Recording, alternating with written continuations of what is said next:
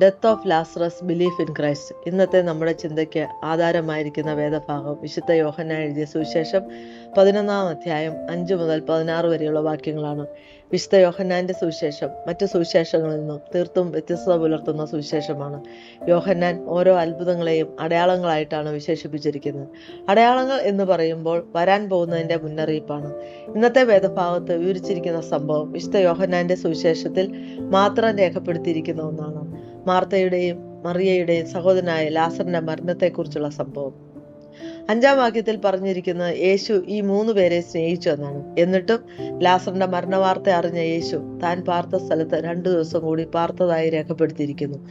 21-ാം വാക്യത്തിലേക്ക് വരുമ്പോൾ മാർത്ത പറയുന്നുണ്ട്, നീ ഉണ്ടായിരുന്നുവെങ്കിൽ എൻ്റെ സഹോദരൻ മരിക്കയില്ലായിരുന്നു.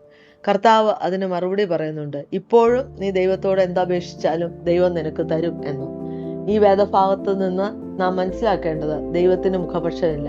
കർത്താവിന് പ്രവർത്തിക്കാനുള്ള സമയത്താണ് താൻ പ്രവർത്തിക്കുന്നത്. വിശുദ്ധ യോഹന്നാൻ എഴുതിയ സുവിശേഷം 2-ാം അധ്യായത്തിൽ കാനായിലെ കല്യാണ വിരുന്നിൽ വീഞ്ഞു തീർന്നുപോയി എന്ന് യേശുവിന്റെ അമ്മ പറഞ്ഞപ്പോൾ യേശു പറയുന്ന മറുപടി എൻ്റെ നാഴിക വന്നിട്ടില്ല എന്നാണ്. നമ്മുടെ വ്യക്തി ജീവിതത്തിലും നാം പല കാര്യങ്ങൾക്ക് വേണ്ടി പ്രാർത്ഥനയും അപേക്ഷയും കഴിക്കുന്നവരാണ്. എന്നാൽ ദൈവത്തിന്റെ സമയത്ത് ദൈവഹിതപ്രകാരം മറുപടി നൽകുന്ന ദൈവമാണ് നമ്മുടെ ദൈവം. തുടർന്ന് 9-ാം വാക്യത്തിൽ പകൽ സമയത്ത് നടക്കുന്നവൻ ഈ ലോകത്തിന്റെ വെളിച്ചം കാണുന്നതുകൊണ്ട് ഇടറുന്നില്ല, രാത്രിയിൽ നടക്കുന്നവനോ വെളിച്ചം ഇല്ലായകൊണ്ട് ഇടറുന്നു. വിശുദ്ധ യോഹന്നാൻ എഴുതിയ സുവിശേഷം 8-ാം അധ്യായം 12-ാം വാക്യത്തിൽ യേശു പറയുന്നുണ്ട്, ഞാൻ ലോകത്തിന്റെ വെളിച്ചമാകുന്നു. എന്നെ അനുഗമിക്കുന്നവൻ ഇരുളിൽ നടക്കാതെ വെളിച്ചമുള്ളവനാകും. വെളിച്ചമാകുന്ന കർത്താവിനെ അനുഗമിക്കുന്നവർക്ക് ഭയപ്പെടേണ്ട ആവശ്യമില്ല. വിശുദ്ധ യോഹന്നാൻ ഇരുട്ടിനെ ഈവിളായിട്ടാണ് വിശേഷിപ്പിച്ചിരിക്കുന്നത്. 13-ാം അധ്യായം 30-ാം വാക്യത്തിൽ ഇസ്കരിയോത്ത യൂദയെക്കുറിച്ച് പറഞ്ഞിരിക്കുന്നത്, കണ്ടം വാങ്ങിയ ഉടനെ അവൻ എഴുന്നേറ്റ് പോയി, അപ്പോൾ രാത്രിയായിരുന്നു. The night is the time when a man goes from Christ.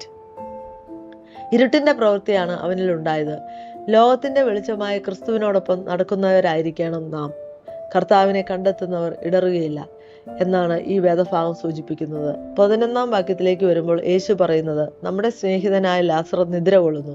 യേശു മരണത്തിന് നിദ്ര അഥവാ ഉറക്കം എന്ന പദമാണ് ഉപയോഗിച്ചിരിക്കുന്നത്. പുതിയ നിയമം നാം പഠിക്കുമ്പോൾ മരണത്തെ നിദ്രയായിട്ടാണ് വിശേഷിപ്പിച്ചിരിക്കുന്നത്. അപ്പോസ്തലനായ വിശുദ്ധ പൗലോസ് തെസ്സലോനിക്കർക്ക് എഴുതിയ 1-ാം ലേഖനം 4-ാം അധ്യായം 13-ാം വാക്യത്തിൽ പറയുന്നത്, സഹോദരന്മാരെ, നിങ്ങൾ പ്രത്യാശയില്ലാത്ത മറ്റുള്ളവരെ പോലെ ദുഃഖിക്കാതിരിക്കേണ്ടതിന് നിദ്ര കൊള്ളുന്നവരെ കുറിച്ച് അറിവില്ലാതിരിക്കരുത് എന്ന് ഞങ്ങൾ ആഗ്രഹിക്കുന്നു. അതായത് മരണം കൊണ്ട് നമ്മുടെ ജീവിതം അവസാനിക്കുന്നില്ല. ഈ ലോക ജീവിതം അവസാനിച്ച് വരുവാനുള്ള നിത്യജീവനിലേക്കുള്ള പ്രവേശന കവാടം മാത്രമാണ് മരണം. വീണ്ടും 15-ാം വാക്യത്തിലേക്ക് വരുമ്പോൾ യേശു പറയുന്നത്, ഞാൻ അവിടെ ഇല്ലാഞ്ഞതുകൊണ്ട് നിങ്ങളെ വിചാരിച്ച് സന്തോഷിക്കുന്നു എന്നാണ്.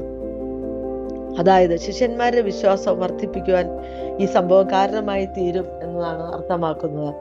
മാത്രമല്ല 4-ാം വാക്യത്തിൽ പറയുന്നുണ്ട്, ദൈവപുത്രൻ മഹത്വപ്പെടണം, ദൈവത്തിന്റെ മഹത്വത്തിനായി തീരണം എന്നുള്ളത് കൊണ്ട് തന്നെ.